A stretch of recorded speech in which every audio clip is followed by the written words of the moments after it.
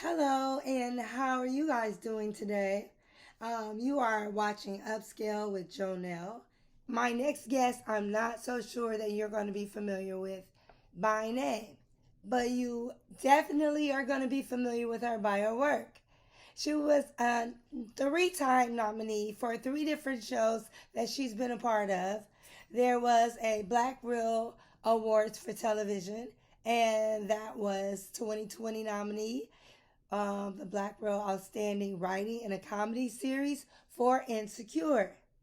There was an NAACP Image Award nominee for the Outstanding Breakthrough Creative, and that was the show Rap SH, not even hashtag, SH exclamation mark T.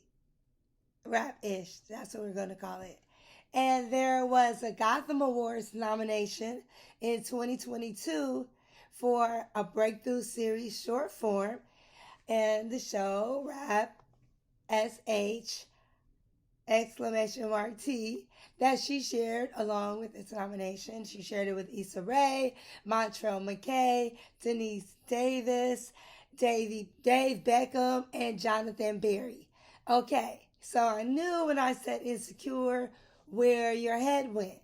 But actually, there's a new little sheriff in town that Issa Rae's kind of like passing the baton to and claiming her as to be the new it girl when it comes to writing and screen television writing. And her name is Syreeta Singleton. So, with no further ado, we're just going to roll on to our interview. Syreeta Singleton. We're going to roll on into our interview. Upscale with Jonelle. Hashtag Upscale with Jonelle. Follow Upscale with Jonelle on Instagram. Thank you. So, Syreeta, I was looking at all of the stuff on Rap-ish. I'll say that for my little audiences. And I was like, well, which rapper is she? And then you know how you just skim through the notes and I'm doing my research. So I was looking like, wait a minute, wait a minute. Oh, she's a writer. Okay. Oh, you thought I was a rapper? I didn't know. I got the information. And if Avion asked me, I say yes to everything. Okay, period. If she could ask me to interview, it doesn't matter because she's not going to ask me to do something that's retarded. So I just trust her. So yesterday I was like, let me do my research. And I'm looking, I went on IMDb and I'm like, okay, where she's not in none of these girls are her. Like, I'm looking at you, I'm looking at them, and I'm like, no, no. And then I'm like, wow. She's the boss. She's the boss. That's why. She is a freaking boss lady, okay? And so I was like, wait a minute, 20 episodes to Insecure. So then I had to go down the list, like, let me see if she my favorites. They're all my favorites, but I'm like, okay. So I'm like, okay, this is why Issa Rae is like, okay, I'm passing the torch. And you are just gonna go on to greatness. So let's talk about you, beautiful, and you're gorgeous. See, you don't look like the little geeky writers like 20 years ago when I was writing. They look like they have been hiding under a rock. That's what they say. That's right. And then they come out, the beautiful swan. So did you get all swanned up for the interview?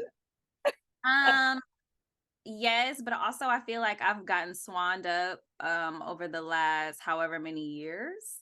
Because the thing about being a writer, it is easy to kind of disappear a little bit because people aren't really looking at you at, Right.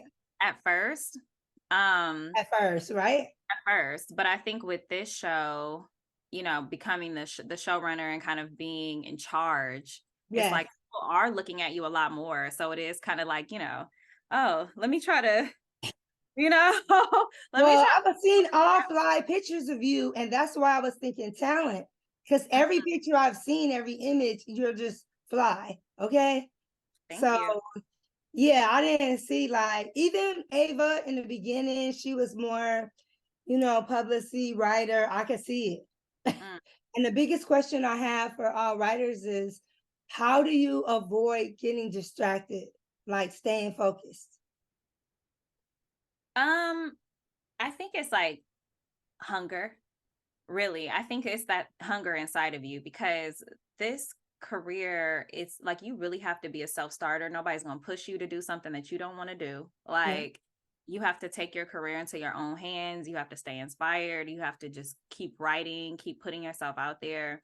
And if you slack off or you fall back or you're like in any way lax about your work and your career, then that's how everybody else is going to treat it. You have to have like an internal drive and an internal hunger. And I think for me, I'm like, I have 2 kids. So there, and honestly, I feel like I really got serious. I got serious before my first son, but having him, I was like, all right, it's now or never. It's Right. now or never. Like I want to, and I know you can relate to that because you're saying that, you have your son. Do you have boys or girls? I have boys. I have 2 boys. Me too. How far apart are they? 6, not a full 6 years, but like five Okay. years, five Yeah. five Mine's years. are 4 years apart where they have that little window of big brother and then that little window of bye. And then when they get older though, they come back together, and then they're just this force.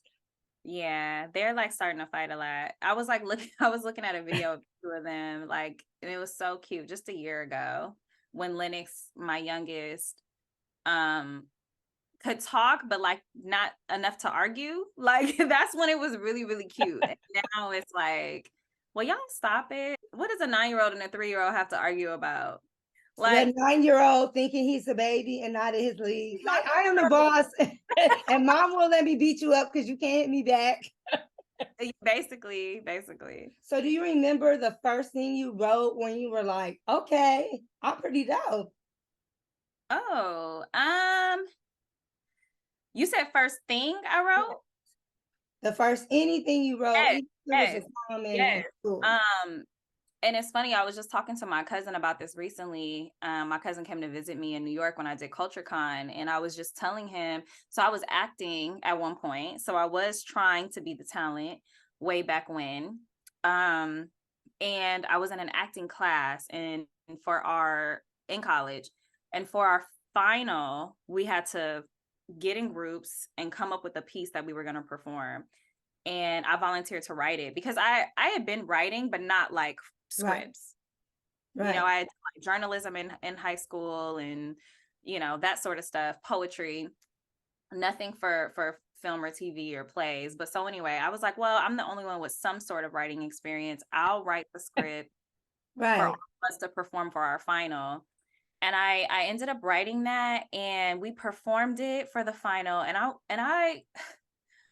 not trying to like brag or anything, but like our piece that we put together was so layered and like so I don't know, it's like people it had such a huge response. Like the people who came, Wow. other students came, parents came, friends and family to like watch our final and be our audience. And afterwards, people were just like, the story. Oh my God, the story. And I was Wow. telling him, I was like, I think that's also what made me shift and say, like, okay, I'm going to focus. That was the beginning of me focusing more on writing. That's Um, that's amazing. You're like, that's I don't mean to toot my own horn, but beep beep. because I was just like, wow, like just seeing, and that was the second time. Because even as a kid, I wrote a short story one time. Sometimes you get to share your work with your class. Yes. And I shared my work with the class and I saw like the response from people. And I think the response is what excited me. And I was like, oh, I love this feeling of people having strong emotional reactions to Yes. That's what it is right what there. yeah. Just drawing the people in. Yeah.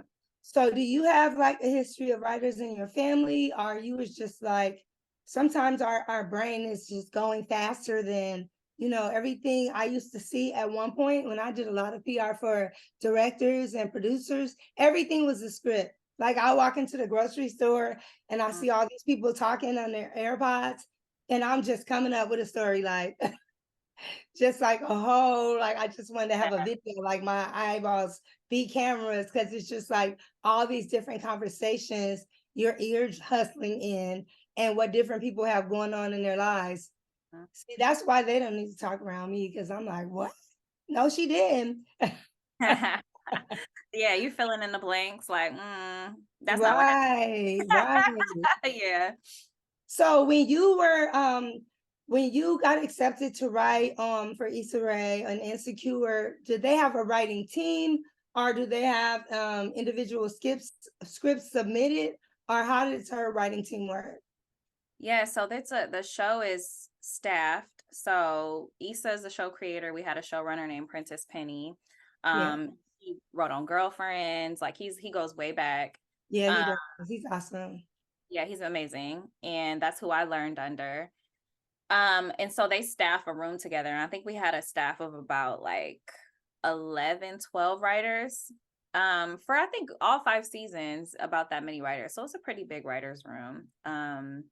And my first season on the show, I was actually an assistant. I wasn't a writer on the show. So I just got to listen and observe and like learn how to pitch, because you're sitting together. It is a team and you're Right. stories together. And, obviously Prentice is deciding what he thinks is best and, what fits the show. But it's really conversation driven. Right. How essential do you think that was to you, you know, going further in your career, and how your mindset, like, did you have a different mindset as to the approach and how it would be as to when you actually was there as an assistant, like, oh, okay. I knew nothing. I really learned everything along the way. Cause I mean, saying you want to be a writer and then like, I think the first time I read a script was actually like my youth pastor. He wrote scripts on the side and was making his own independent films. And his script was the first script I ever read. Like to just, Right. like, Right. oh, this is how it's bound together. And this is the Right.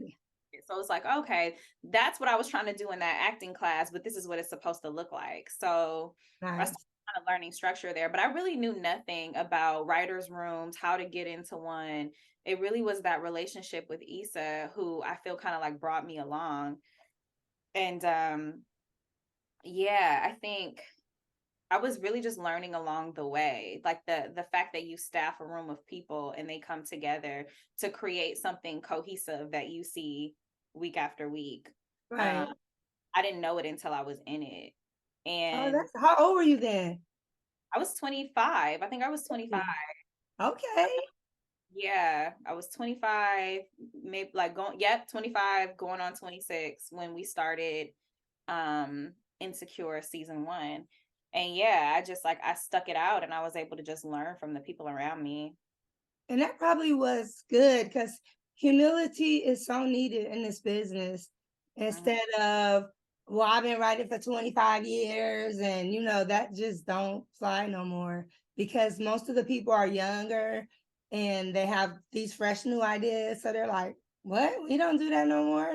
So I think that probably was great that you could see something that was actually successful and going straight to television, not like you guys were all somewhere, spinning your wheels, hoping it would go somewhere, but to actually see the finished product. How exciting was that for you as a creator? No, Well, a really, writer, creator. yeah, no, that was really exciting and it was something I wanted to stick around for. Like I believed in it from the beginning. Like I believed in Issa. We'd already seen the success of Awkward Black Girl and like the authenticity of her brand and how well that resonated with people. And so I think yeah, and I was happy to be there. And when you talk about humility, I was just like, I was getting coffees and getting lunches and, scheduling meetings and printing scripts and stapling and binding, like, and I was just grateful. I was so grateful because I was learning. I was getting to be around the thing that I love, even if it wasn't necessarily me doing it at the time. Yeah, And I realized the value in that position. yeah. There's Just to be in the room is really important. listening and not feeling like you need to be the one that's talking all the time. You know what I mean? Because sometimes there needs to be a season of, I think, listening and learning for maybe everyone. Yeah. Um, and so that was extremely valuable. And like I said, I was a fan too. And I'm a fan of Issa. And I just knew she was gonna make it. And I knew that this show was going to be dope. Like, and as the Right. creator behind it, maybe it's not good to know it, but because Issa was just like, we don't know, nothing's promised, nothing's promised. And I'm like, I Yeah. still I see it. And it's just She was like, our cheerleader. That's right. And you need those type of people around you because that energy just feeds into what you're trying to do. Because just imagine a room full of naysayers like, yeah, girl, I mean, the last one didn't go, you know what I mean? So when everybody's rooting for you, you kind of feel like inside, I think she might have been like, oh, yeah, it's going. Like, you got to win. But then you always want to keep humble and optimistic, like, well, and prepared for if it doesn't, It just seems like her team and herself are always working on the next thing, the next thing, the next thing, rising to new levels. So I was very proud of that. Now tell me about the whole conversation to come up with rap shit. Like, because that seems so like right now, I think that when the young Black girls, the ones I talk to, that if you see somebody doing something that's the same age as if you are, what prevents you from being that person? So seeing these two teenage girls like, okay, we got this, and like just going for it, it kind of put me in that mindset of that's what you guys were trying to show, people out there in the public. yeah, rap shit was something that like Issa wrote the first episode, the pilot episode for rap shit. And just from the concept alone, I was like, this is up my alley. I love hip hop, I love women, I love friendship. I just want to be down. Like I literally was like, how can I be down, girl? And she once it went to series, she brought me on as the showrunner, which was shocking to me, but also like just life changing, right? Right. And That's a big responsibility, right?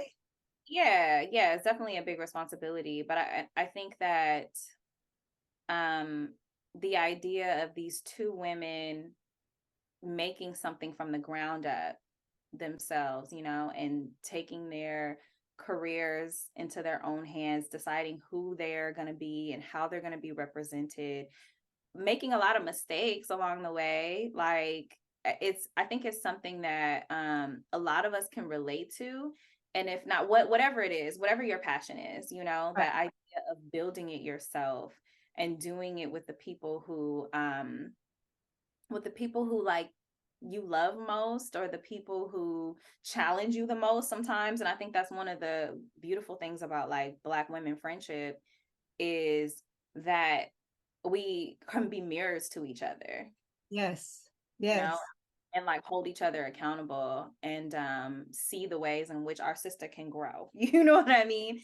And I think that's one of the things about rap shit that we explore and that I really love the most, and it really resonated to me with the story. But it was beautiful talking to you. I know you have a schedule. It's 3:03. Wow, they was like, you said 30 minutes. But thank you so much for sharing. And I hope we get to talk again. And promise me that when you guys do a screening in Atlanta, that you don't be acting like you don't know me on the red carpet. Okay. I got you. I Okay. promise. And Uh, make sure again that I have to plug the show. It's out tomorrow, like literally Tomorrow. November 9th on Max. I'm sure you could do a free trial if you don't have it, but binge season 1 if you haven't seen it. The first 2 episodes come out tomorrow. Great. So everybody's gonna watch it. I'm gonna put a little piece up on my socials tomorrow. It's on. Yes. Popping. All Thank you, right. Jonelle. Thank you. See you guys later.